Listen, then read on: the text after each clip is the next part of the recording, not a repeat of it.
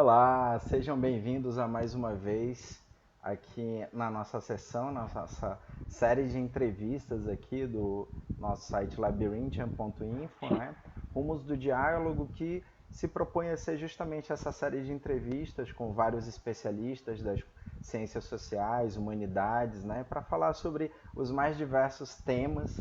E hoje temos a ilustre presença aqui do meu amigo Alexandre Santos, né? Mestre Alexandre Santos, acabou de defender, né, a sua dissertação no mestrado em História, também mestre em Letras, né, pela UFAM também, e aqui hoje ele se propõe, né, a tratar dessa temática que é a produção literária amazonense, um recorte dos últimos 20 anos. Então é com imenso prazer que eu passo a palavra para o meu amigo, colega Alexandre. Boa tarde, Edson. Prazer aqui aceitar esse convite um pouquinho aí sobre essa produção nas últimas 2 décadas do atual século. Ganhando a gente, dependendo do fuso. Quando você me veio fazer esse convite, a primeira coisa que eu pensei foi realmente conversar um pouco, na verdade, para conhecimento público, como é que está nos últimos 20 anos, o que a gente chama de agência, ou literatura produzida no Amazonas, até para atender uma demanda e uma carência, dois que realmente se perguntam se existe uma literatura aqui no Amazonas, se a literatura aqui, ela já que são consagrados, difundidos pela mídia, como Teles, Márcio Souza, Milton Altum, Tiago de Mello, que são autores que, vez ou outra, estão aí aparecendo ou sendo comentados em redes sociais, ou os próprios jornais daqui da nossa região, estão versando alguma coisa sobre eles, e você acaba não ter acesso ao mundo, né? Esse contexto de produção, acaba entendendo que basicamente a literatura amazonense se reduz a isso, ou porventura a literatura amazonense se resume somente àquele movimento cultural que aconteceu lá na década de 50, que é o da madrugada. E muita coisa está acontecendo, vem acontecendo.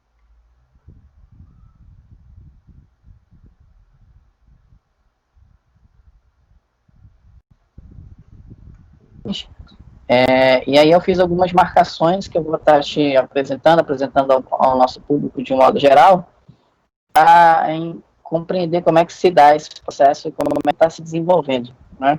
Como a gente está, de certa forma, falando em questões temporais, é sempre bom lembrar que, apesar de estar marcado aí os últimos 20 anos, mas a gente ainda tem presente aí outras temporalidades, né? E essas outras temporalidades são marcadas por outras gerações.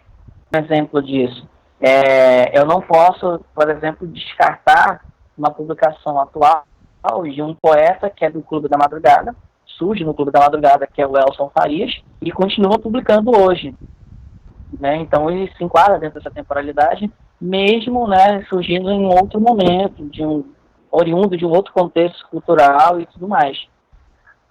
E aí, antes de aprofundar isso, é sempre bom entender a seguinte situação para essa circularidade e para essa produção do que a gente chama de literatura amazonense. A crítica mais voltada para essa área,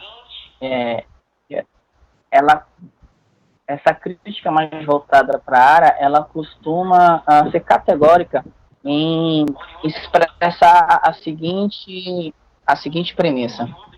A gente tem 3 eixos, digamos, de produção que acontece principalmente nesses últimos 20 anos.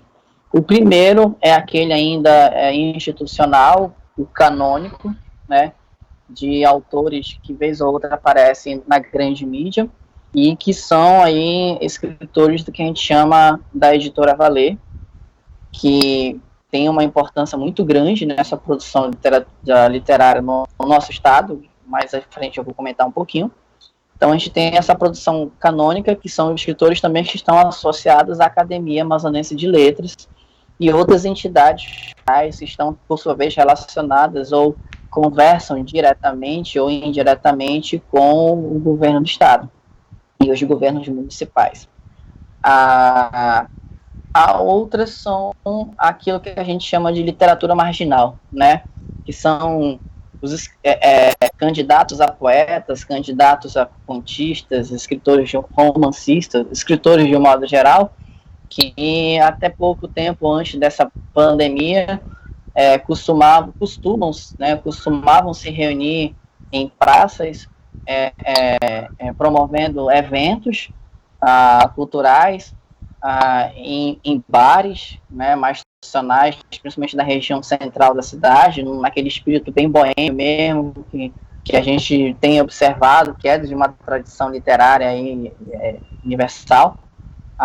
Então a gente tem isso que geralmente esse lado canônico vai chamar de literatura marginal, né, por conta de que esses escritores, a produção deles, os livros deles geralmente são ainda, alguns são artesanais ainda, não tem todo aquele processo profissional de editoração, de estudo de público-alvo, enfim, essa visão de mercado, né? Essa visão mais profissional nesse sentido. Então, você tem muitos escritores, como eu mencionei, alguns ainda são projetos de escritores, porque ainda estão no processo de maturação da sua escrita, de descoberta do seu estilo, e também dentro dessa seara você tem aí escritores bons que surgem, eu vou comentar isso um pouquinho, e um terceiro grupo que a gente tem observado, eu, por exemplo, sou um fruto desse grupo, é o grupo que surge dentro da academia, né, dentro do espaço da universidade. Num primeiro momento na UEA, com o surgimento do curso de letras, lá no início dos anos 2000, e no curso de letras da UFAM.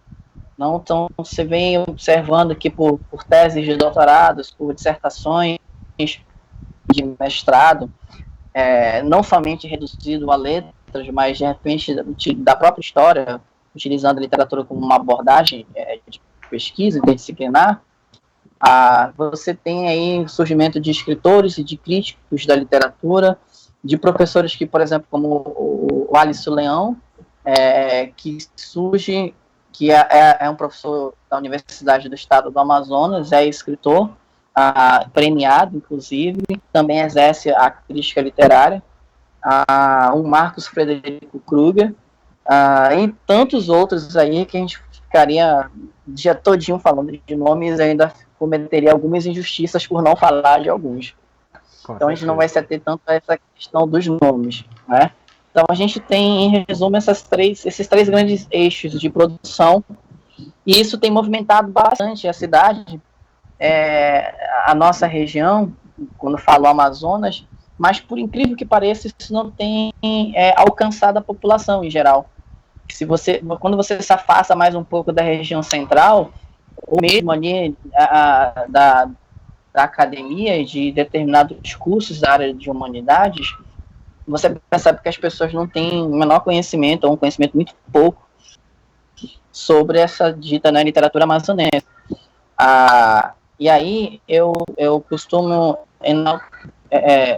engrandecer uma atitude, né, algumas atitudes, alguns projetos que surge a partir de 2002, mais ou menos, com a Secretaria de Educação, seja ela municipal ou estadual, onde se estabeleceu anualmente que todas as escolas, dentro do seu próprio calendário, apresentassem essa literatura local para essa meninada que está estudando na educação básica, mesmo no ensino médio, organizando semanas literárias. E nessas semanas literárias, esses jovens e adolescentes, eles têm tido contato com algum desses escritores, né, ou com alguns grupos de escritores, alguns manifestos literários que vieram surgindo aí desses anos 2000 para frente.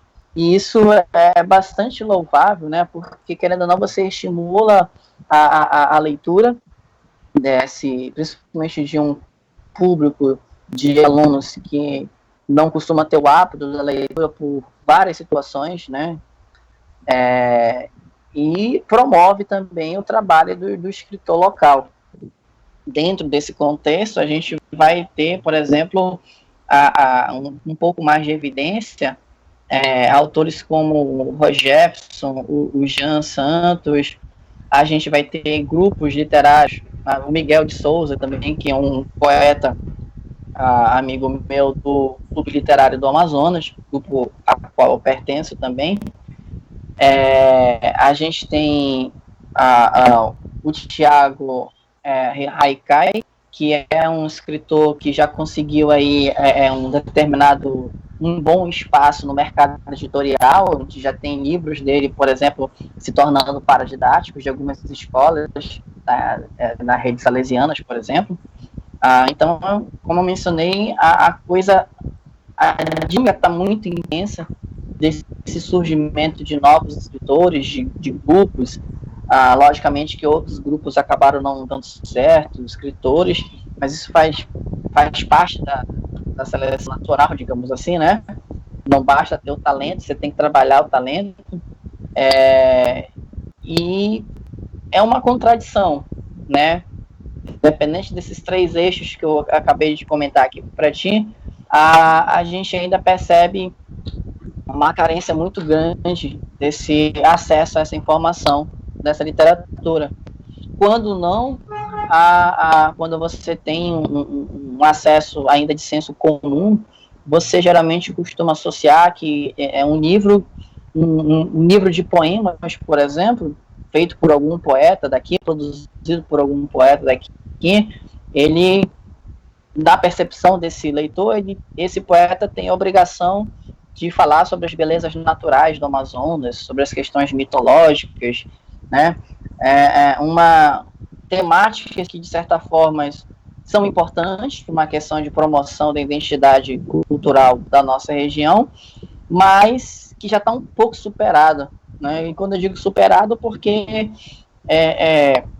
principalmente com o avanço de redes sociais, com esse mundo conectado em rede, né, que a gente está inserido atualmente, a outras pautas que são oriundas desse mundo urbano, como de Manaus, da periferia de Manaus, da violência, do dia a dia, deve se fazer presente nesses textos, e tem-se observado que está presente principalmente nesses escritores lá do eixo que eu mencionei, que estão à margem, né, ali da academia amazonense, de escritores mais canônicos, ou mesmo da grande mídia.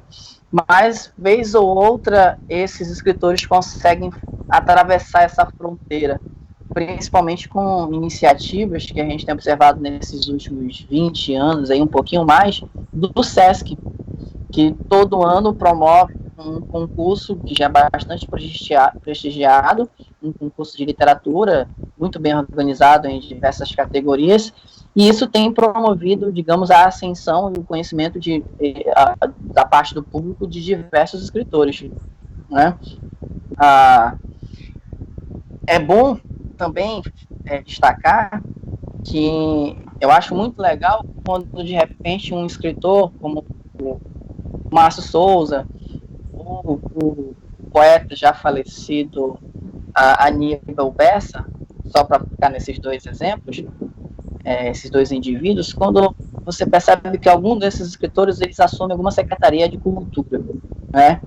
Quando eles assumem, parece que a gente percebe que há um movimento maior, né? E quando eu falo movimento maior, eu não estou só resumindo a minha fala àquela questão das iniciativas de semanas literárias, que tem um problema nisso daí, mas também o fato da promoção de projetos que estimulem que escritores que estão lá com seus romances, os seus contos, as suas crônicas ali na gaveta, possam publicar esses textos, né? E uma vez publicados, é aquele trabalho de semente, né, de você ir fazendo, ganhando seu espaço, ganhando, de certa forma, uma certa aclamação da parte da crítica e dos leitores de modo geral. Bom, minha introdução foi muito grande, né, mas basicamente Sem problema, sem é, problema. é importante fazer esse apanhado por conta disso, né, para as pessoas entenderem que estão acompanhando a gente, que sim, existe uma literatura amazonense, né, muito presente, muito intensa, tá, e em diversos caminhos aí acontecendo. Com certeza. Outra... Apenas Pode falar. informando, Alexandre, que a tabela tá ok. Quando você precisar, a linha do tempo, eu posso projetar aqui na tela. Tá, ok. Tá, legal. Então, mais tarde, vou já comentar, vou já entrar nessa questão. Beleza. Bom, eu vou me aprofundar um pouquinho nessa questão dessa produção. Basicamente, eu acredito que no grande movimento, na grande iniciativa, na verdade, que Manaus presenciou, até mais ou menos ali a 2011, 2012, né, que está muito associado ao protagonismo que na época era a livraria e a editora Valer teve nesse papel de fazer com que o amazonense conhecesse que ele tem bons poetas, bons romancistas. A livraria Valer, através e a editora Valer, através do empenho do Isaac Maciel, que é o editor-chefe, e o Tenório Teles, e toda uma equipe muito qualificada, como o Wilson Nogueira e tantos outros indivíduos aí, eles começaram eu lembro bem que eles começaram ali por isso dos anos 2000, começaram a republicar escritores do século XIX, principalmente ali do período da borracha, do período das navegações, ali quando os viajantes, no caso das navegações, dos viajantes, quando chegaram por aqui, dos primeiros viajantes, através de coleções como a coleção Resgate, coleção Poranduba, né, e graças associado a esse projeto de republicar esses escritores, alguns foram, né, se tornando mais notórios, como o Zé Maria Pinto, o Dori Carvalho, todo esse projeto, digamos assim, ele era reforçado por um evento que tinha em toda a primeira quarta-feira de cada mês, que era a chamada Quarta Literária. Essa Quarta Literária, eu acredito que se não fosse por ela, a gente não ia conhecer muitos escritores que a gente provavelmente já leu aí, através de sebos ou através das próprias promoções que a livraria Valer proporcionou. Próprios universitários na época que chegaram a frequentar essa quarta literária, eu fui um deles, foi descobrir melhor, por exemplo, quem eram os Lusíadas, né? Eu fui um desses casos que não tinham conhecimento disso mais apurado, tinha uma noção por conta da educação básica. Então você imagina um aluno que vinha ali da periferia da cidade, se deslocava lá para o centro, né, ali para o prédio da livraria Valer, e acabava através de palestras que os escritores da editora promovia, ou com outros convidados, e aí a coisa andava, né? Tinha um chá poético e tudo mais, e graças a isso a livraria Valer, ela conseguiu um protagonismo muito grande, no sentido até de conseguir agregar alguns valores financeiros da parte do Estado para difundir isso. Eu lembro bem que mais ou menos ali no final já da primeira década dos anos 2000, a Livraria Valer fechou uma parceria com a Seduc, e graças a isso os estudantes do nosso estado, os estudantes amazonenses, através de projetos dos professores na área de letras, principalmente, conseguiram ter contato com uma literatura de primeira qualidade, como do Luiz Bacelar, do próprio Tiago de Mello, né? E tanto que a gente até hoje, quando frequenta, tem acesso à biblioteca de alguma dessas escolas públicas, você vê aí muito forte já a presença de livros de escritores amazonenses. Então,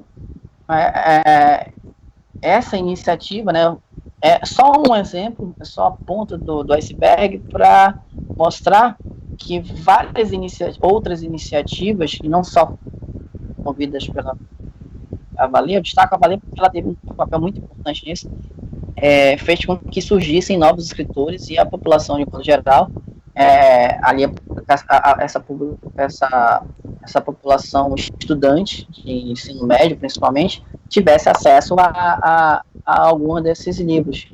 Não é à toa que a gente tem observado que nos processos seletivos para entrar na universidade, estudar na Universidade Federal do Amazonas, mesmo na do Estado, você tem aí sempre um livro, né, de algum escritor amazonense, onde esse aluno ele tem que passar por essa leitura, saber qual é a temática do livro, qual é a grande proposta, que contexto social ou cultural, ou mesmo político, esse livro está fazendo referência. E através disso a gente vai conseguindo, né, quebrar aí de certa forma, alguns tabus, como aqueles de que ainda é muito forte, de que não existe uma literatura amazonense propriamente dita, né? Então você tem esse movimento ainda presente hoje, mas tem um problema nisso, né? O problema, me apropriando um pouco até da fala do próprio Tenório Teles, do Milton Altum, mais recente em algumas entrevistas que ele tem dado, do próprio Márcio Souza, do Zé Maria Pinto, que são os escritores que eu tenho um pouquinho mais de contato, assim, eu concordo com eles quando eles afirmam que, apesar de tudo, nesses últimos 20 anos, a gente tem percebido iniciativas, né, como algumas que eu mencionei aqui ainda agora para ti, mas a gente não percebe, de fato, políticas públicas voltadas para essa promoção, fomento da leitura, oficinas criativas. A gente não vê isso, a gente não tem conhecimento disso. Mesmo na própria academia, nos cursos de letras, tanto da UFAM, da UEA, da Newton Nins, por exemplo, a gente não observa isso, né?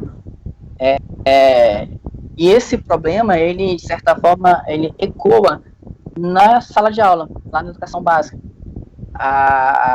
Geralmente, quando o professor da área de letras ele vai ensinar algo sobre literatura amazonense, ele fica preso só ao Clube da Madrugada e a falar do livro que vai comentar. Ele não vai nem trabalhar, de certa forma, né, como se deve o livro, em raras exceções, mas tem como padrão só fazer um comentário, falar do que é o livro, para esse aluno do terceiro ano do ensino médio, porque ele tem que conhecer essa leitura para poder agregar pontos para passar no vestibular, né? O próprio Enem, né, a gente já entra um outro problema que indiretamente está relacionado. A gente não observa nas questões do Enem, por exemplo, na área de linguagens, raramente se vê trechos de algum poeta amazonense, de algum escritor, com exceção aí do próprio Milton ou do Márcio Souza, onde se traga questões mais de linguagem, como é que é essa literatura amazonense, né? E aí vem uma pergunta, né, para quem está de fora, né, o que é a literatura amazonense, né? É falar do Boto, falar do Curupira, é falar do Ribeirinho, né? Ainda no campo do exótico se tem essa imagem, né? Mas não é isso, né? Não posso resumir a isso. A literatura amazonense nada mais é do que um outro caminho de produção dessa dita literatura brasileira. Então é uma literatura que fala da região, que visa mostrar o que é a região em questões culturais, em questões identitárias, em questões simbólicas, é valorizar o imaginário, como, por exemplo, o Festival Folclórico do Boi Bumbá, o Festival Folclórico e o do próprio Boi Bumbá de Parintins fazem muito bem, né? Então a literatura ela faz isso. E a gente tem observado também o que essa literatura amazonense é falar dos problemas urbanos. Um exemplo disso, muito bem, de uma qualidade muito grande, é o que a gente observa na Vera Duval. Vera Duval, para quem não conhece, ela é uma contista, que apesar de não ser amazonense, ela é paulista, mas ela abraça aqui a nossa região como o lugar, né, do coração, se entende como amazonense. Então, isso já destaca que a literatura amazonense, ela necessariamente não é algo que é produzido só por quem nasceu aqui na Terra. Isso vem aí desde o século XVII, né, com escritores que vieram, por exemplo, do Nordeste e abraçaram o nosso lugar como lugar querido, lugar, né, amado, e onde você vai estabelecer moradia até o fim dos seus dias. E a Vera Duval, ela fala de problemas, por exemplo, das várias violências que são praticadas contra a mulher. Ela mostra isso, por exemplo, no livro Histórias do Rio Negro, que é um livro de contos, premiado, e vai com uma simplicidade muito bacana trazer esses problemas que a gente tem observado, por exemplo, atualmente, né, essa questão do crescimento da violência contra a mulher, que é uma das pautas sociais de debate, né, e ela já trabalha isso aí desde 2006, desde 2008, vem trabalhando isso em livros, nos contos dela, e mesmo em posicionamentos que ela tem dado em algumas entrevistas. Só para ficar nesse exemplo da Vera, né? Como eu falei, eu tomo muito cuidado para não me ater a nomes, porque eu vou acabar sendo injusto, e deixando alguém de lado, né? Então, utilizar aqui a Vera Duval é para o nosso público aqui compreender que essa literatura amazonense ela está muito, sim, associada às pautas sociais que estão em discussão, né?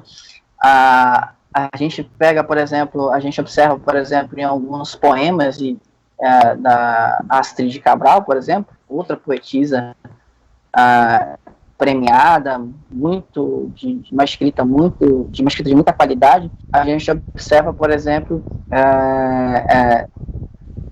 um diálogo que ela estabelece com alguns momentos da história, principalmente essa aí da ditadura militar do Amazonas.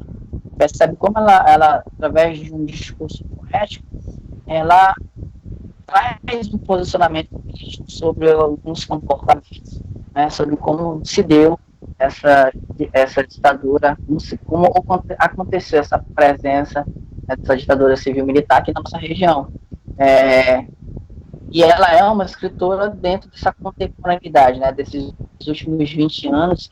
Vez outra está aí publicando outros livros, vem publicando, e vem, de certa forma, tentando exercer, pela sua literatura, aquilo que os críticos lá do contexto de Segunda Guerra Mundial têm orientado para que seja uma das principais funções da literatura, que é humanizar o homem e denunciar os problemas, sem, como é que eu posso dizer, sem amarras, né? Ou seja, aquela literatura aquele tipo de texto que você olha e dá um tapa na tua cara dizendo, não, peraí, tem alguma coisa de errada com a minha geração. Esses valores aqui, eles não são legais. Então, a gente tem escritores tão bons aqui no nosso estado, quanto aqueles que a gente geralmente costuma escutar de um público mais jovem, que são de outros países, né? E aí a gente chega num outro problema que tem a ver mais com uma questão histórica do que propriamente literária, né? Que é o fato de que aquilo que o Nelson Rodrigues vai falar do complexo de vira-lata, né? Que principalmente aqui ainda é muito presente no nosso estado, a gente não valoriza muito o que é nosso, em detrimento do que vem de fora, principalmente se for da Europa, dos Estados Unidos. E isso está ainda muito forte, muito enraizado nessa produção literária. Né? Bom, para além disso, vou me ater um pouquinho agora numa tendência, né? Eu vou chamar tendência porque eu ainda não vi assim, um movimento mais coeso, mais uniforme. Então, quando a gente fala tendência, a gente vai falar em certos grupos, em certas produções individuais de escritores que estão à margem e que tem como proposta atualizar certos temas que são do imaginário amazônico, fazer mesclas com o imaginário de outras regiões, ou mesmo trazer as pautas sociais, políticas, através da sua ficção, para esse público. E dentro dessas tendências, eu quero começar a destacar a turma do quadrinhos, né, os cartunistas, de certa forma. Isso também é literatura, né? Se a gente for pegar aqui e aprofundar nosso debate em buscar evidenciar o que é a literatura em essência, a gente vai ver que está de acordo. Mas vamos deixar um pouco o cenário acadêmico, né? E pensar no seguinte: essa turma dos quadrinhos tem mostrado, tem inclusive páginas no Instagram sobre isso, nas redes sociais, em sites como o Projota, enfim. Eles têm mostrado com muita qualidade o que é o adolescente amazonense, ou o que é o jovem amazonense, principalmente aquele da periferia, que vai descobrindo o que é o Amazonas ou a região amazônica, seja pelo imaginário, seja por problemas urbanos, como a violência, o mundo das drogas, conflitos familiares, questões psicológicas. E essa proposta de quadrinho, ela sempre se utiliza de personagens que é como eu ou como você, Alex. São pessoas comuns, né? E eu acho isso legal porque, de certa forma, tem um alcance maior para outros jovens. Né? Uma coisa é você chegar com um aluno numa escola pública, principalmente, e apresentar para ele o Frauta de Barro, do Luiz Bacelar, que é um livro espetacular de poemas, premiado ali no início da década de 80, mas esse aluno ele vai olhar para esse livro e ele vai rejeitar, logo quando ele souber que o livro é de poemas, né? Quando ele consegue entender, quando ele consegue ler esse texto, por falta de orientação, de hábito desse tipo de leitura, ele vai também rejeitar. Ou seja, ele não vai se ver no livro. Mais por falta de orientação do que propriamente por estar achando o livro como ruim, né? Julgando o livro como ruim. A turma do quadrinhos entra aí, num sentido positivo da coisa, em mostrar que essa literatura é acessível em relação ao entendimento. Né?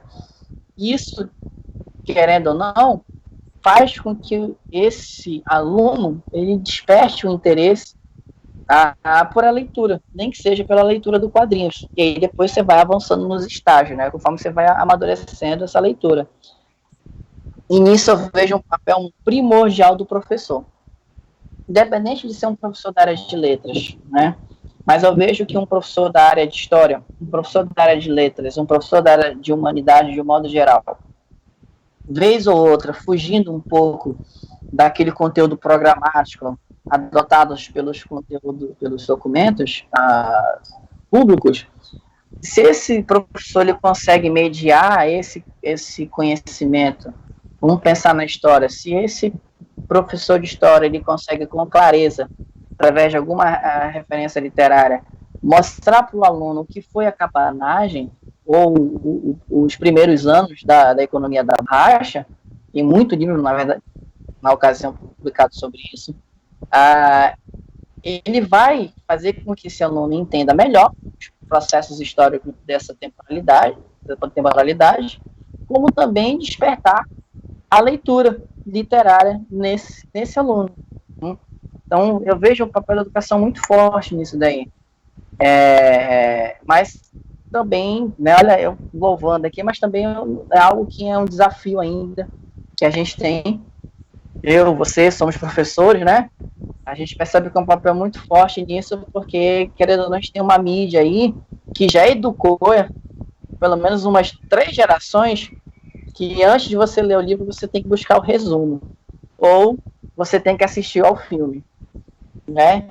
E isso, de certa forma, é um pecado, né? Uma afronta muito grande a iniciativas de editoras e livrarias como a Valer, né? Não é à toa que a gente tem observado uma outra tendência, observa bem como está tudo conectado, né? Não é à toa que a gente tem observado aí um momento de crise no mercado brasileiro em relação às livrarias, né? As pequenas, ou elas têm de se reinventar numa plataforma digital ou fecha, né? E as grandes se adaptam também para poder manter uma certa fatia no mercado, até porque a gente chega também aí num outro problema, que isso afeta diretamente a nossa literatura, a nossa produção aqui.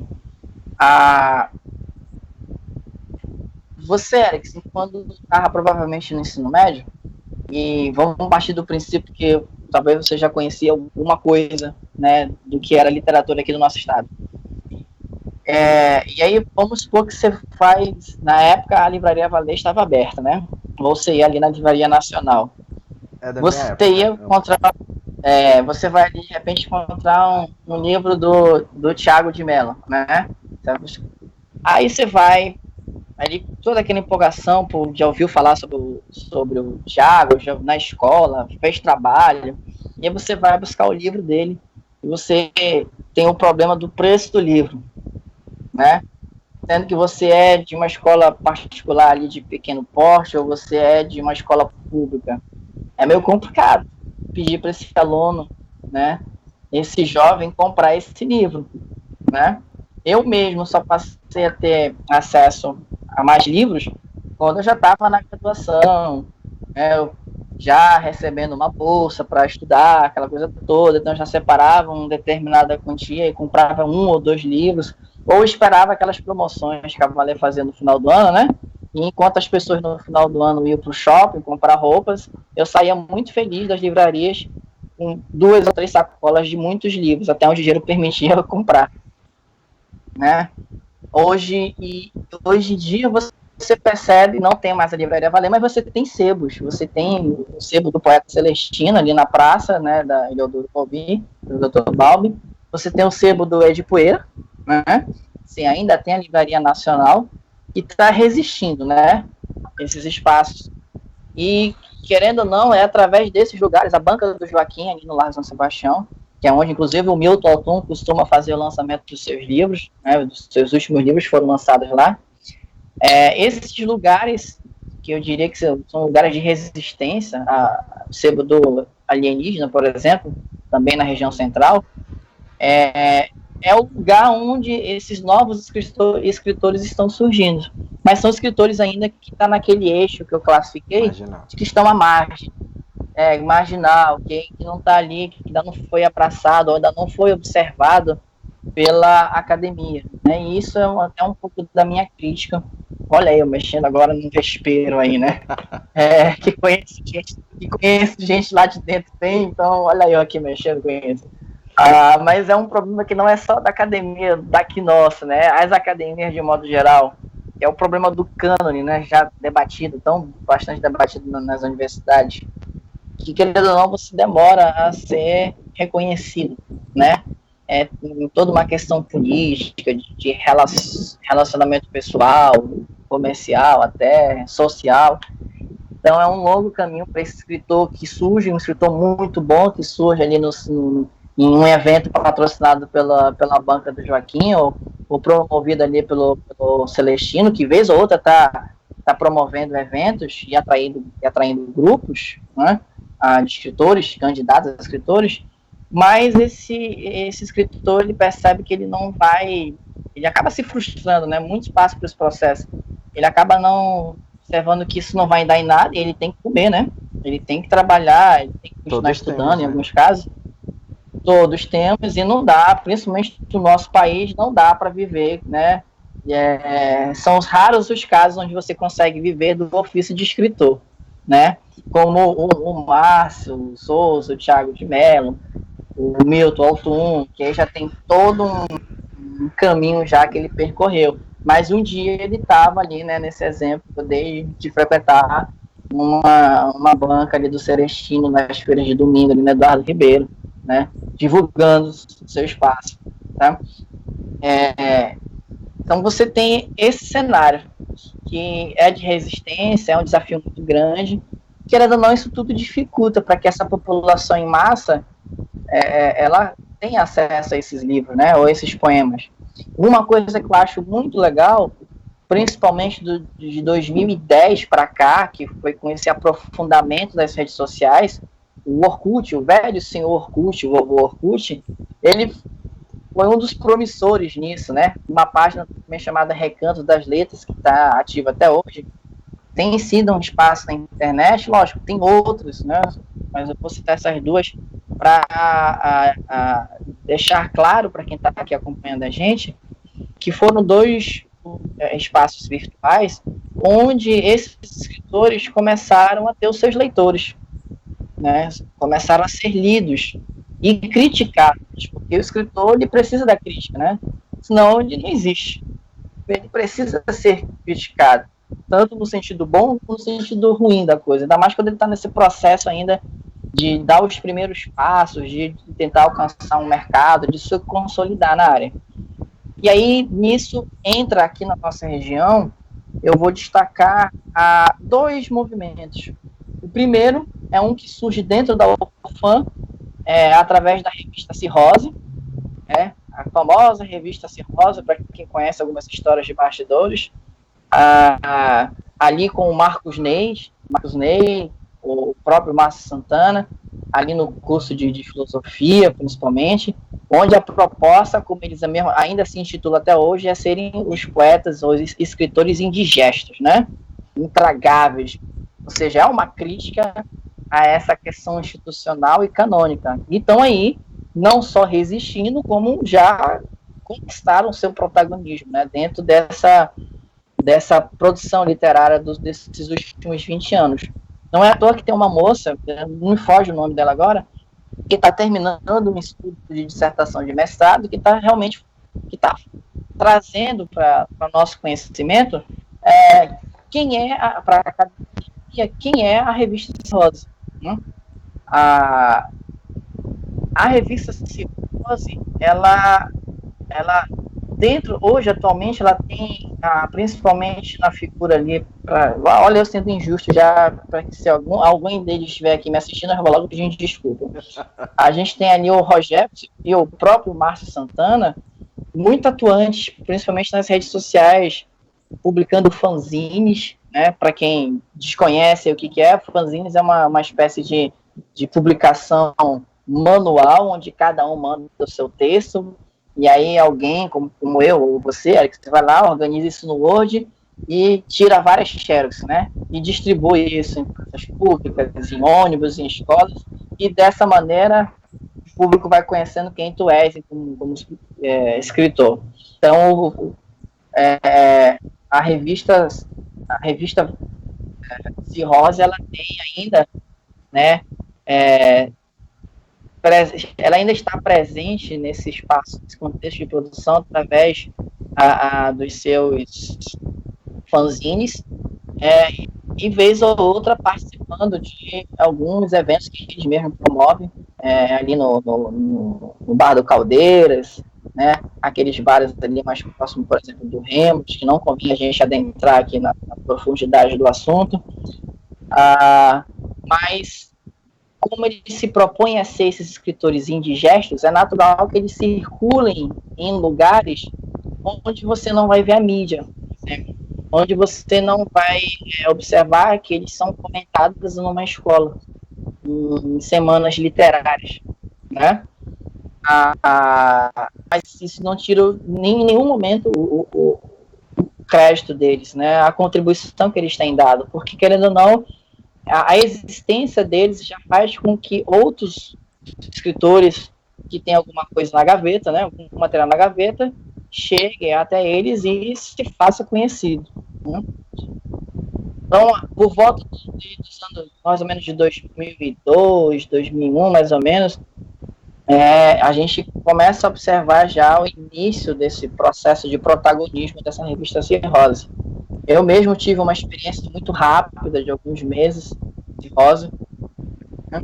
Até, por exemplo, ter acesso a outros escritores e me inserir no grupo, no caso, ao qual faço parte, que eu vou comentar.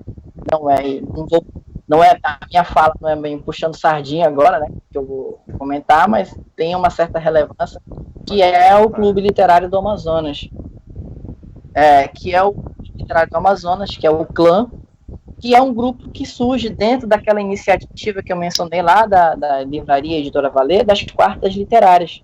Então, era, na verdade, um grupo, todos éramos muito jovens, não já com esse rosto aqui, né, mais acariciado pelo tempo, onde, pela mediação de escritores consagrados, como do próprio Tenório Teles, do Bacelar, do Zé Maria Pinto, através de oficinas criativas, Marcos Frederico Brugger, todos éramos muito verdes no ofício, e ali a gente foi aprendendo a dar os primeiros passos.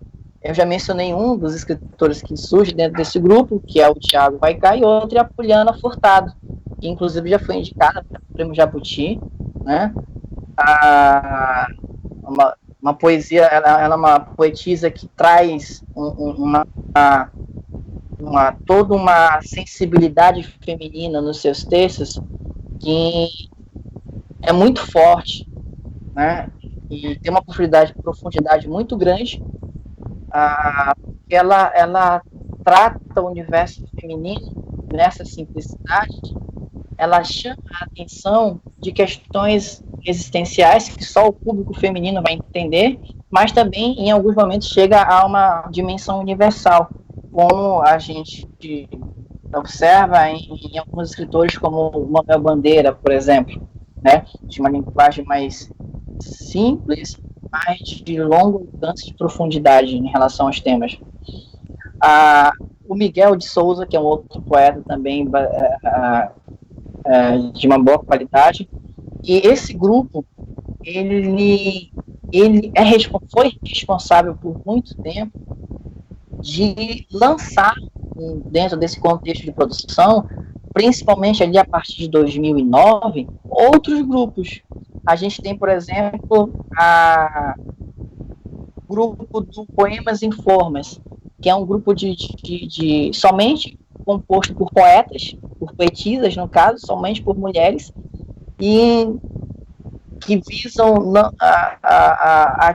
mostrar para quem desconhece, quebrar tabus, da relevância da mulher, do papel da mulher, de quão importante é o papel da mulher na nossa sociedade. Então, através da poesia, essas moças, essas poetisas, elas têm, em eventos que são promovidos pela Banca do Celestino,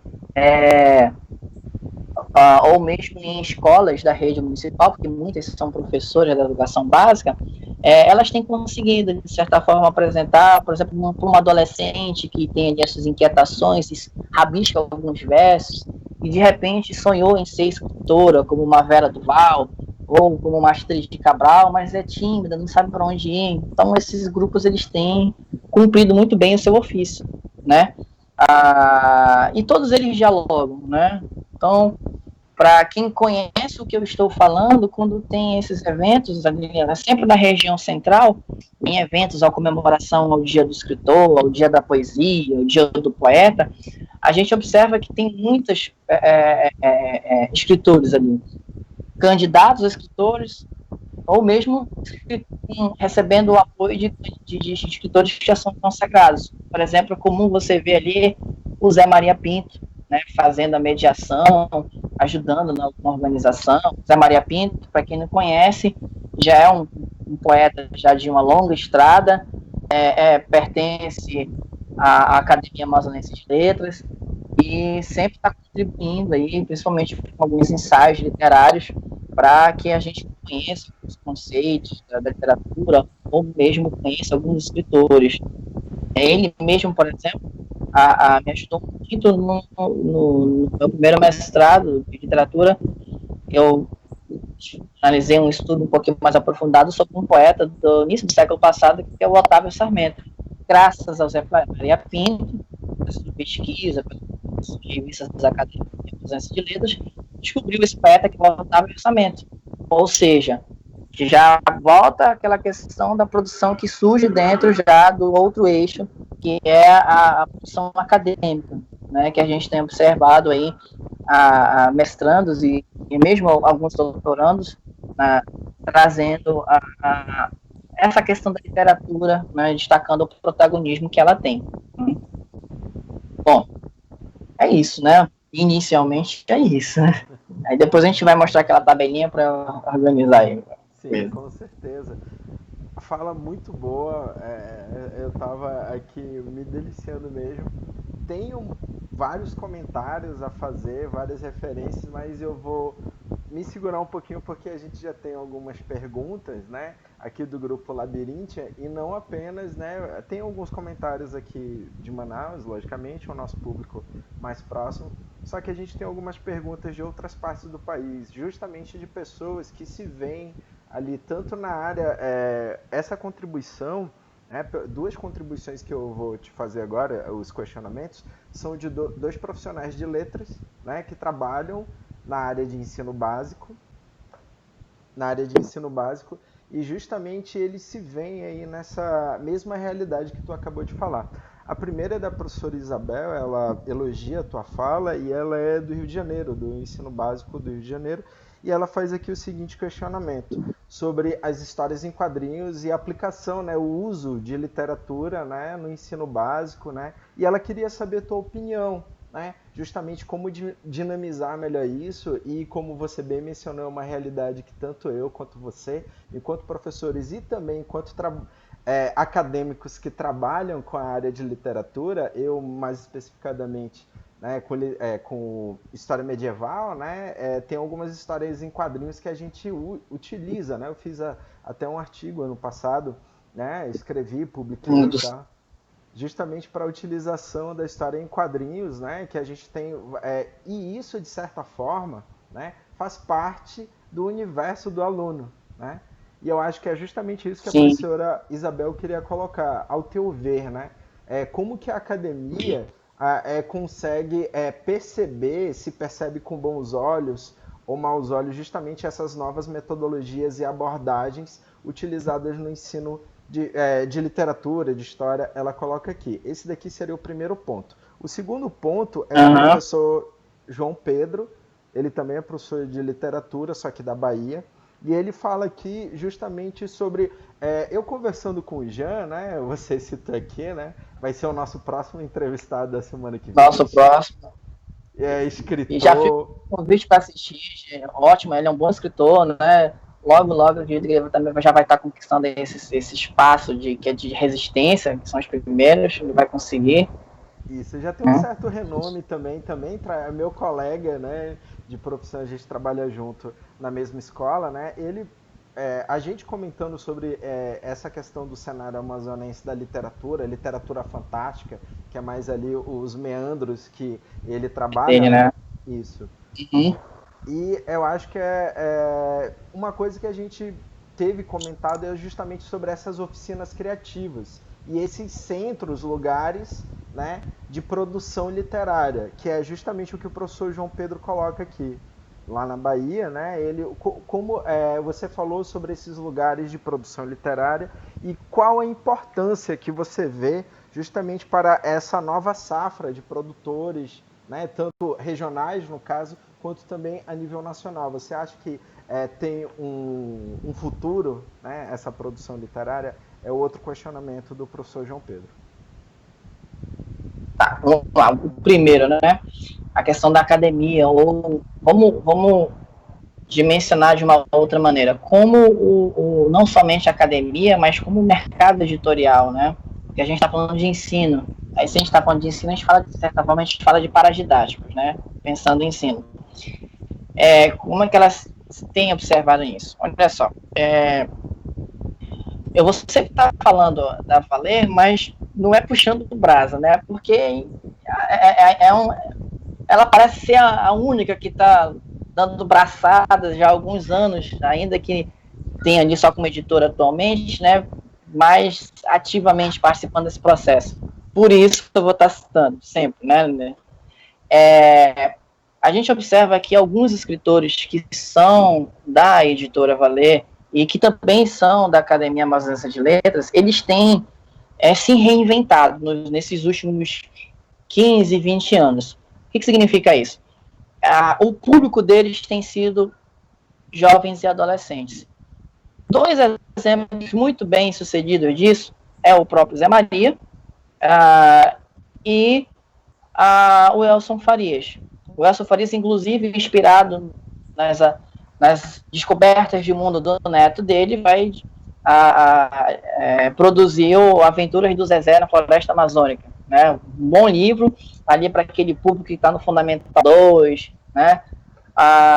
E aí, para isso chegar na escola, se a gente for pensar numa escola do setor privado, se a escola é mais flexível, isso vai depender muito do professor de adotar o paradidático, né? No caso, que é esse livro que vai ser compreendido dentro desse universo de paradidático.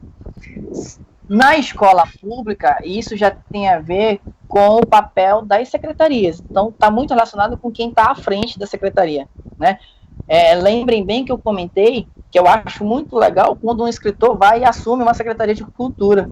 Porque quando ele assume, a coisa acontece. Já é do meio, né? Quando não tem porque é do meio. Quando não tem, a coisa fica muito no campo das ideias e das iniciativas. Então, você não percebe essas políticas públicas, né? E se a gente for pegar e sair um pouco da nossa questão territorial e observar isso Brasil afora, isso não é algo que é peculiar do nosso estado, né? Não é à toa que a gente tem lá o programa de incentivo à leitura, uma política pública que vem de cima do governo federal para tentar ajudar aí nos índices de leitura, de letramento, que são caóticos no Brasil, historicamente falando, né?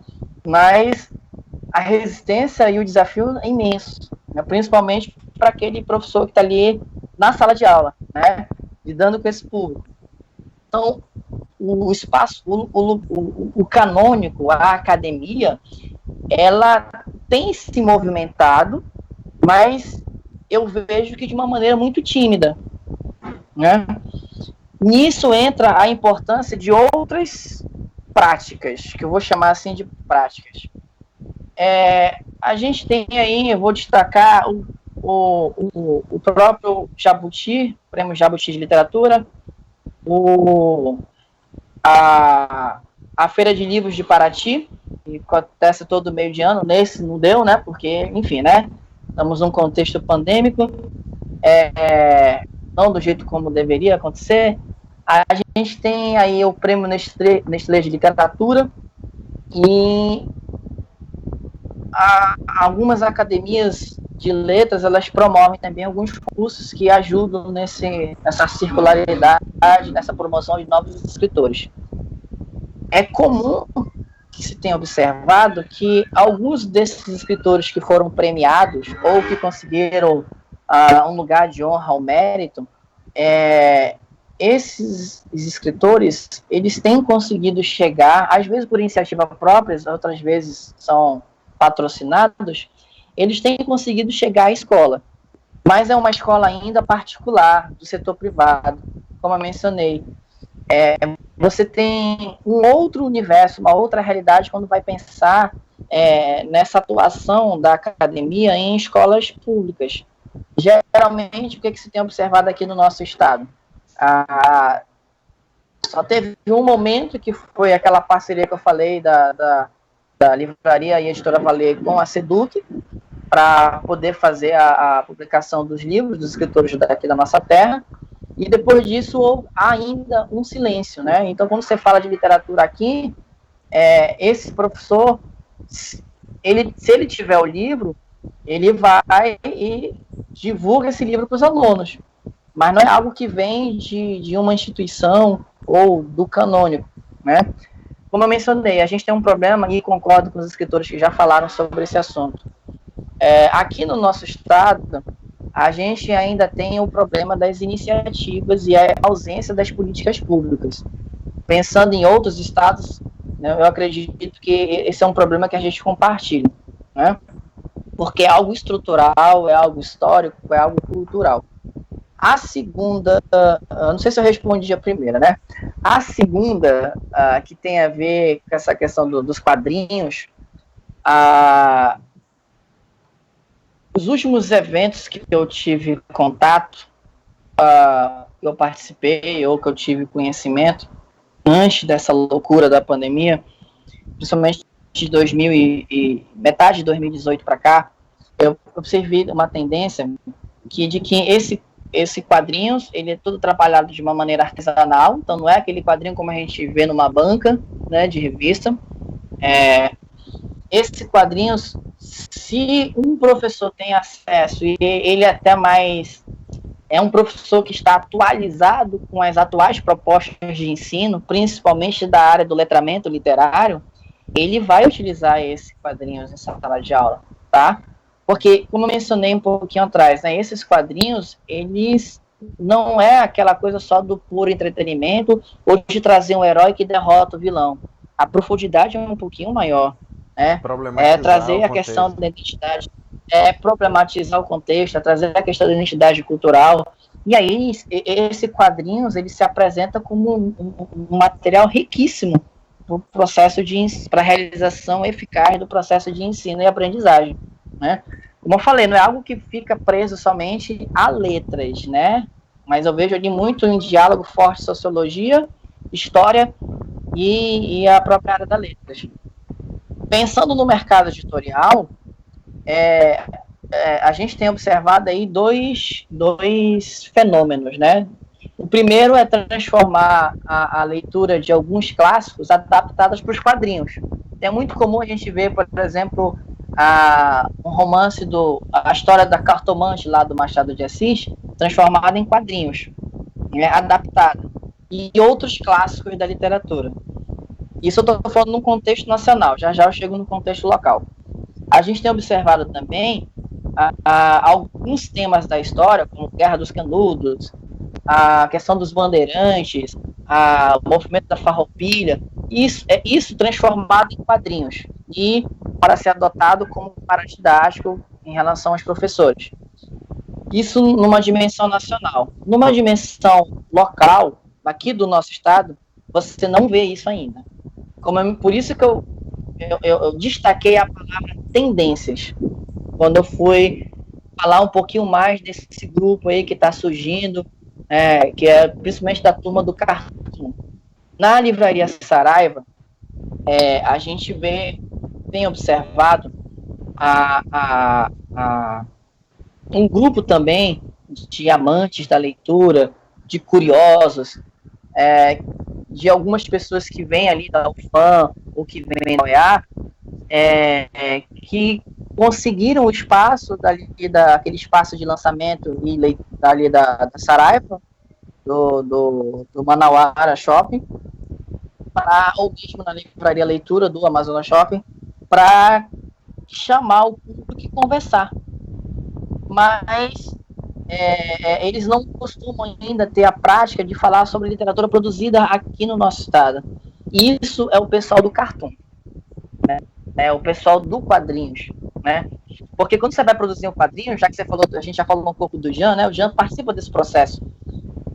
Você tem a mente criadora da história, que vai ir para quadrinhos, e você tem pessoas como, por exemplo, o Jean, que vai ali contribuir com a ilustração, ou uma outra pessoa que vai contribuir com o design, né, com a estética desses quadrinhos. Então, é uma equipe, né, quase que amadora, mas já com umas certas práticas profissionais que não deixa a qualidade ficar lá embaixo, né? Então, não é algo ainda que eu vejo, né? Dá uma espécie de coesão também do trabalho literário, roteirização, toda a ideia criativa e identidade. E aí a gente pode até estender isso, por exemplo, porque é o que a gente tem observado no cinema, né? A gente tem visto, inclusive, a própria Secretaria de Cultura aqui do nosso estado já tem, vez ou outra, promove aí um prêmio de curtas, né? De cinema, de filmes de curta duração, e nisso tem surgido alguns excelentes roteiristas, né? Alguns já conseguiram até espaço, não me foge agora o nome de alguns, mas já tem conseguido uma determinada participação em filmes mais longas, né? Já no cenário nacional. Então, faz parte de toda uma conjectura, de todo um contexto de produção que ele está acontecendo, ele não parou, ele se intensificou nesses últimos 20 anos para cá, principalmente por conta do fenômeno das redes sociais, Orkut, né? O Orkut é o promissor disso daí, e a própria universidade, né? Tanto a federal como a estadual, tá? Porque vai formando professores que já saem com essa visão de mundo, com essa noção de letramento literário, com essa diferenciação de saber ler e entender o que ler, e muitos desses professores se tornam escritores, né? Quadrinistas, cartunistas, assim por diante. Então, eu acho que é isso, né? Não sei se eu consegui me fazer claro e respondido. Não, a professora Isabel estava até comentando que foi muito isso, né? E ela consegue perceber isso daí porque é uma realidade, principalmente na área do ensino, palavras dela. Principalmente na área do ensino, isso daí lá no Rio de Janeiro tem uma certa dificuldade para justamente a academia aceitar o método. Ela coloca aqui esse diálogo, né, entre metodologias, mas ela gostou muito da tua fala e está elogiando. Né? E sobre os lugares, os lugares criativos que o professor João Pedro colocou. Aqui. Sim, os lugares criativos, né? Que eu acabei esquecendo. Então, as oficinas. Esses lugares. Isso, esses lugares criativos, essas oficinas, a gente tem observado que elas estão hoje aqui no nosso estado, elas estão mais presentes ali vindo da UEA, né? O professor Alisson Leão, ele iniciou um projeto, se não me engano, do ano passado, onde a ideia é chamar os acadêmicos do curso de letras ou acadêmicos de outros cursos ali do campus e o público externo da academia para aprender aquela parte mais técnica, né? Construção de personagem, construção de enredo, como você constrói um ambiente da sua história, como você dá dinâmica para a sua história. E ele tem promovido, vez ou outras, esses certificados, essas oficinas com direito a certificado, uma determinada quantidade até de horas, o que vai chamar até a atenção, né, de quem é graduando e está naquela corrida de conseguir as horas para concluir o curso. Então eu vejo hoje, um pouquinho mais recente, dos últimos 2, 3 anos para cá, algo aqui está muito restrito à academia, né? Saindo do ambiente acadêmico, pensando lá na Academia Amazonense de Letras, ela tem, vez ou outra, promovido ciclos de palestras, e através desses ciclos de palestras você vai criando grupos para discussão de textos, né? Tipo, eu chego contigo aqui, Eric, olha o que eu escrevi aqui, o que você acha, tá bom? E nisso, né, a gente vai se ajudando e amadurecendo, melhorando o nosso processo de redação literária e assim por diante. Mas em um outro momento, de 2012 para trás, isso era mais comum de você observar, muito por conta da influência da quarta literária, né? Porque nessa época a quarta literária existia a quarta literária, a primeira quarta de cada mês, o clã, Clube Literário do Amazonas, na sexta, ele costumava organizar a que a gente chamava de quarta, sexta smirtiana, que é em homenagem a um poeta já falecido, que faz parte desse grupo de poetas aí considerados marginais, e a própria academia começou esse movimento de falar para o público externo que é a literatura amazonense. Então, elas convidam os acadêmicos da própria instituição e vai falando sobre determinados temas, ou livros, ou escritores, e naquela ocasião, esse conjunto de iniciativas estimulou bastante o surgimento de oficinas criativas, de você observar, por exemplo, vai me ajudar agora, que eu não lembro o nome agora, mas ali naquela rua da Sociedade Beneficente Portuguesa, tem um espaço da UFAM lá, que eu não lembro mais o nome. Faz anos que eu não frequento ali, né? Eu era da Cirrosa, eu frequentava lá. Eu também não lembro. Aí... antes não, mas ali, o público, o público que está acompanhando a gente reconhecer melhor, a UFAM tem um prédio numa das ruas do centro da cidade, onde, dentro de todo esse contexto que eu estou falando, era muito comum esses jovens escritores ou apenas amantes da literatura, né, se reunir no sábado da tarde e promover o que a gente chamava de chá poético, né, ou a tarde do Tucunaré, né. Nisso a gente vai ter, inclusive, o chá da tarde, que era promovido por alguns escritores já consagrados ali, que conhecem o Armando, o Lado Armando, né? Então, tudo isso meio que ficou um pouco para trás, né? E eu acredito que isso se deve muito ao papel das redes sociais. Algo ruim, por sinal, porque as redes sociais, a gente tem observado, principalmente nos últimos 8 anos, né, falando de literatura, que muita gente escreve, mas não se preocupa com essa questão da qualidade de como escreve, né? Apenas escreve e bota lá, né?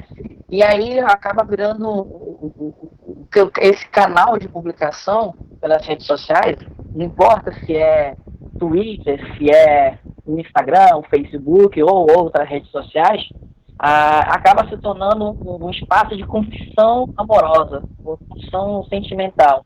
E isso não é literatura entendida no sentido figurativo, do trato artesanal da palavra, né? Não nesse sentido, tá? E as redes sociais, elas têm contribuído muito para isso. E isso tem se tornado um outro desafio, não só por professores que ensinam literatura, ou que trabalham a literatura para os seus conteúdos, como também para esses escritores que estão surgindo, né, em grupos. Por conta daquela prática, né, uma licença poética, maldita prática de cidadão ir lá na rede social e já buscar coisa mastigada, né, pronta, né, acesso a determinado tema, o que é determinado romance, o que é determinada crônica, e você não observa muito essa questão da oficina criativa. Quando você observa, aí já é pago, né, tem a propaganda e você já paga por isso. Isso numa dimensão nacional. E muitas vezes essas pessoas que se propõem a oferecer a uma oficina criativa, ela mais enrola o cara, né, em 4 ou 5 encontros do que propriamente ensina alguma coisa que possa valer a pena. Porque o cidadão, esse jovem escritor que vai participar de uma oficina, qual é a proposta dele? Pô, eu já sei o que eu vou falar, como eu vou falar. Eu quero aprender como eu posso, no meu texto, se eu quero escrever um romance, como é que eu posso, de uma maneira convincente, mostrar a visão de mundo do meu personagem, né? E aí você cai nesses embaraços, nessas artimanhas aí. Isso numa dimensão nacional. Numa dimensão mais local, nossa, no Amazonas, você pouco vê isso, né? E aí eu vou destacar, de certa forma, a SESC, o Prêmio SESC de Literatura, que tem sido lugar para esses encontros, só que em forma de concurso, né? E querendo dar uma revista Cirrose, porque a revista Cirrose não é só aquele grupo de escritores que se reúne ali para através do seu fanzine, publicar textos. Existe esse compartilhamento de ideias, de dicas de linguagem, do processo criativo, por excelência. Né? Bom, é isso. Sim, sim, com certeza. Bem, eu queria aqui, justamente para jogar como um argumento, né, final aqui, antes das considerações finais aqui do Alexandre, uma pergunta, ele se identificou apenas como Paul John Smith. Não sei se ele diz aqui que ele não fala muito bem português, mas ele consegue escrever, provavelmente internacional, né?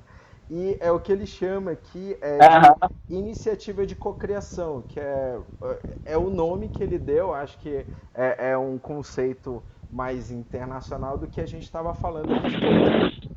E ele justamente consegue, pelo menos o comentário que ele fez, ele consegue perceber como esse apoio dado justamente pela uma vanguarda, né, justamente de escritores, literatos, que já trabalham há muito tempo trabalhando essa nova geração. E assim ele consegue, né, perceber um futuro aí para a literatura. E ele gostou muito da tua fala tocando nesses pontos, mas ele gostaria de saber, né, aqui por fim, se é assim que tu vê isso, o cenário aqui na região amazonense, sobre a literatura amazonense.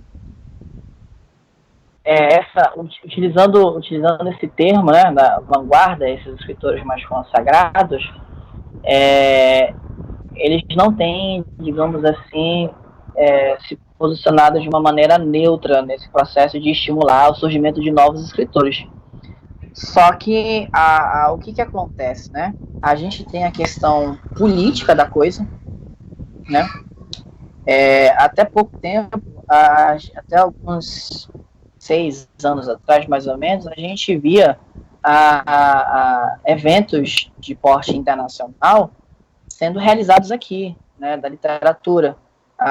Chegou a acontecer, por exemplo, acho que foi o primeiro Congresso Nacional de Literatura Amazonense, ou da literatura da Amazônia.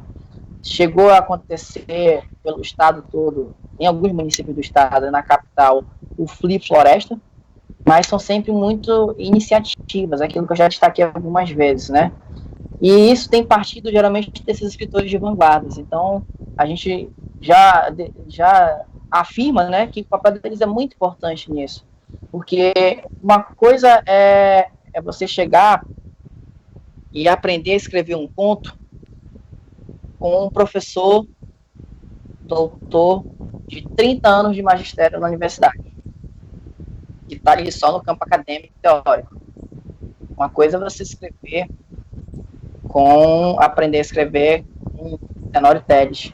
Uma coisa é você aprender a escrever com Marcos Frederico Kruger, Zé Maria Pinto, Thiago de Mello e tantos outros escritores que tem. Uma coisa é você aprender a escrever lá com a Poliana Furtado, que eu mencionei, com a Jefferson, Thiago e assim por diante. Né? Por quê? Porque eles estão ali, né, na prática. Tá? E a gente conhece, né, quem é da área, da parte de estudos, sabe muito bem que assim como você não basta ter apenas o talento, também não basta ter só a técnica. Você tem que dar uma dosagem de equilíbrio nisso, né? Então, o papel desses escritores, aí eu falo da instituição, das academias de letras, é muito importante nesse processo. Infelizmente, a gente ainda observa que as ações disso ficam, quando acontece, ainda muito concentrado em concursos literários, mas não propriamente oficinas de escrita literária. Né? Ajuda? Sim, ajuda, mas não é parecido com o que acontece na Feira de Livros de Paraty, onde você tem um concurso paralelo ao festival, né? Onde você dá uma premiação em dinheiro, uma espécie de bolsa, para esse escritor que conseguiu ganhar o concurso, esse escritor, ele meio que entra num processo de isolamento social, e ele vai se concentrar só em escrever, em melhorar a escrita dele, em aprender a escrita dele. E aí, quando ele passa por esse processo, ele é lançado no mercado. Então, faltam iniciativas aqui na nossa região dessas. Muito, por sinal, né? Porque a gente tem excelentes escritores aí atuando, como professores, como alunos de graduação, como alunos de mestrado. Mas falta o espaço, principalmente dessas vanguardas. Muito bom, Alexandre.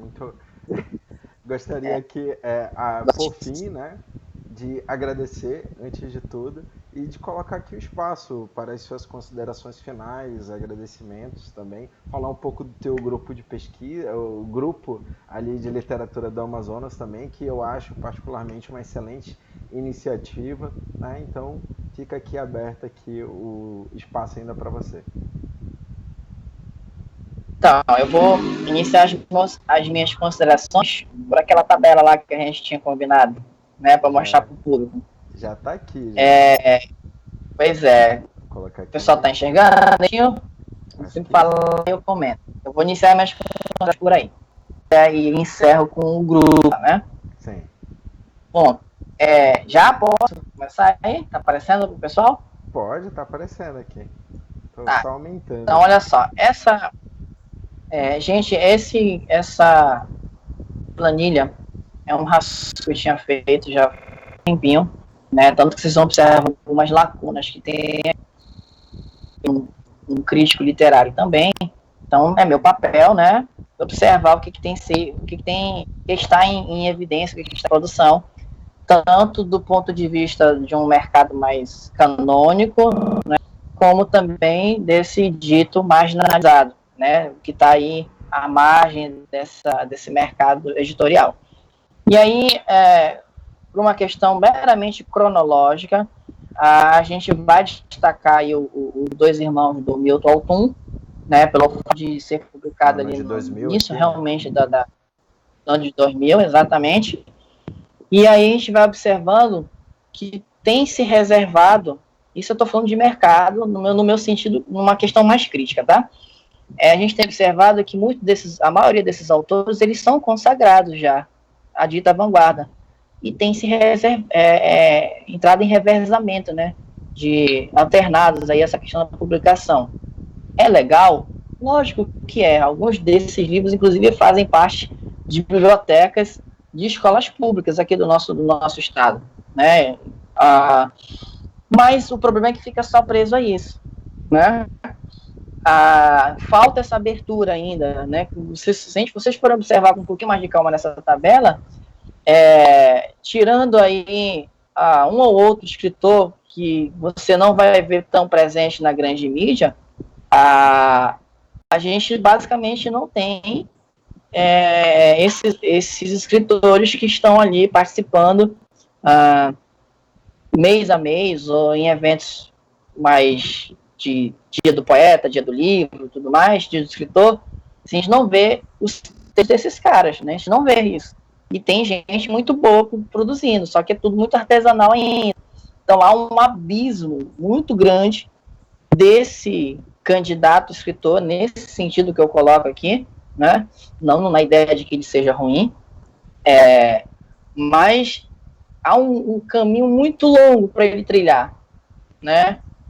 Para poder chegar e você observar ele numa página, por exemplo, de um jornal como o Amazonense, ou como o da Crítica, que são periódicos mais conhecidos aqui da nossa região, né? Um outro destaque que eu faço para quem é aqui do nosso lugar, reconhecer um pouquinho isso, é que alguns escritores já consagrados têm se preocupado em trabalhar ensaios, que é aquele gênero textual, um pouquinho mais de liberdade acadêmica e criativa, então você pode teorizar um pouquinho mais sem as amarras da academia, né? Especular um pouquinho, né? É o que acontece, por exemplo, com o texto nu do José Maria Pinto, que para quem está iniciando os estudos na literatura, mesmo lá no ensino médio, é espetacular, né? Sendo bem trabalhado. Então, poderia ser adotado como didático. E esse fecha essa tabelinha, né? Vai extravasar no tempo. Esse Merma Amazônia aqui, ó, mais um pouquinho no final de 2019, que é um exemplo de um quadrinhos, né? De um HQ que eu conheci tive contato com vários movimentos literários, manifestações literárias que estavam acontecendo ali, naquelas feiras que acontece ali pela UFAM, né, ali no espaço cultural. E aí descobri esse texto aqui da Carol Pick, que é um texto bem montado, tá?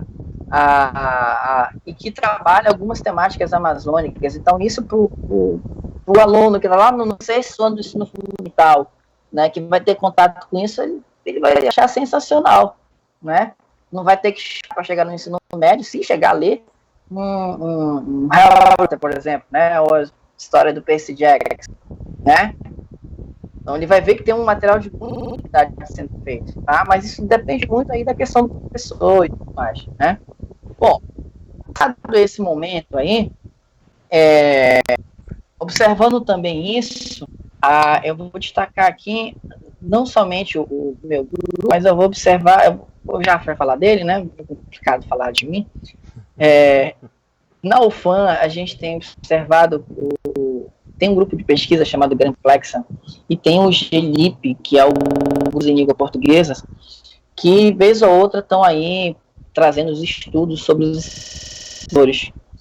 E tem sido bons canais para esse público ter acesso e, de certa forma, ser um desafio desse escritor, né? Pô, imagina, o cara tá associado, né, na UFAM, uma honra isso, né? O cara fica todo envaidecido, né?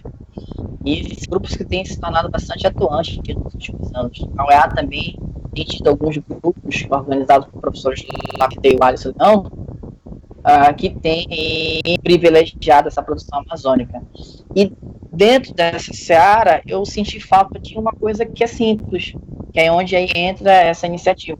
Eu montei em parceria com a minha musa, né, que é a Girlane, a gente montou um grupo de estudos, que é o GELIT, Grupo de Estudos em Literatura, né, e a ideia desse grupo é discutir para que o público conheça quem são os escritores, né? Então, e são escritores que não estão ali só dentro do universo canônico, mas escritores que estão à margem, né?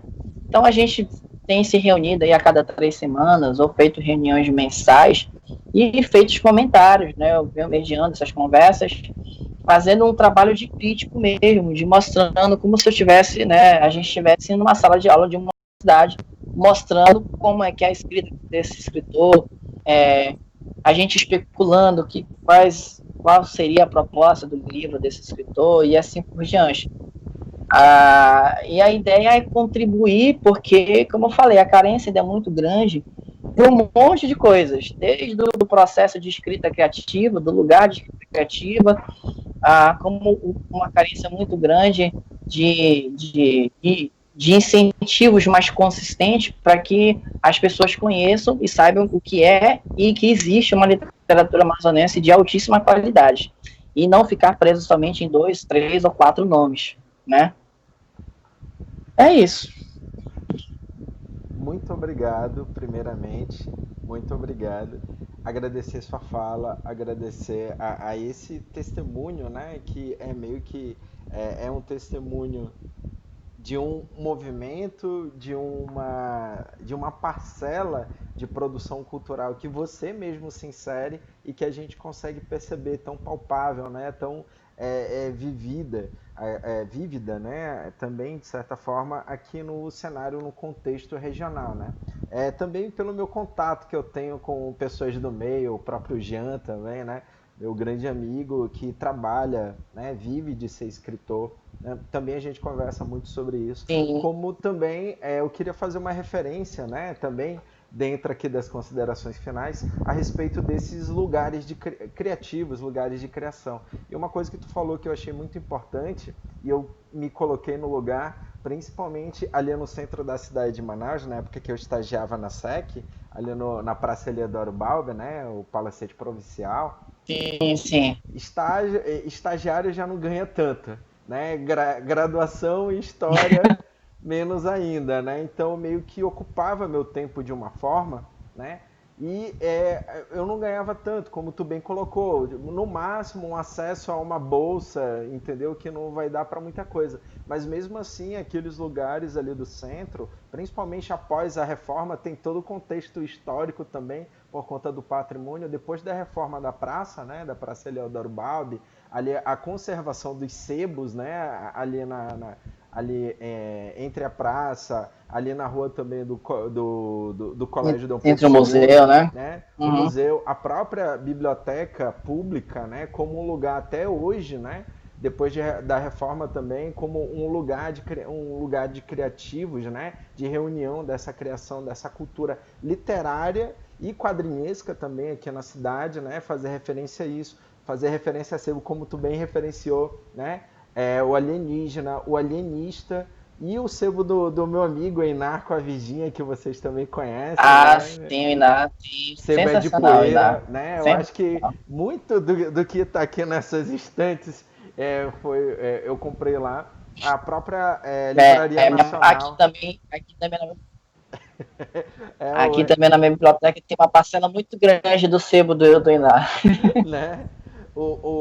A própria Livraria Nacional do Senhor José, lá no centro, que como tu bem falou, assim como a Velê está resistindo, né, por essas intempéries que a gente está tendo no mercado editorial, né, das livrarias, muitas livrarias a nível nacional falindo, fechando as portas por conta desse problema. Então, esses lugares de criação, né, lá na Praça São Sebastião, que tu falou, lá na banca, né, o Milton Ratum, vários outros literatos, produtores de escrita dessa vanguarda, já que, como a gente bem colocou aqui, né, fizeram ali a assinatura, né, eventos, né, de publicação de livros também ali na banca da praça, né?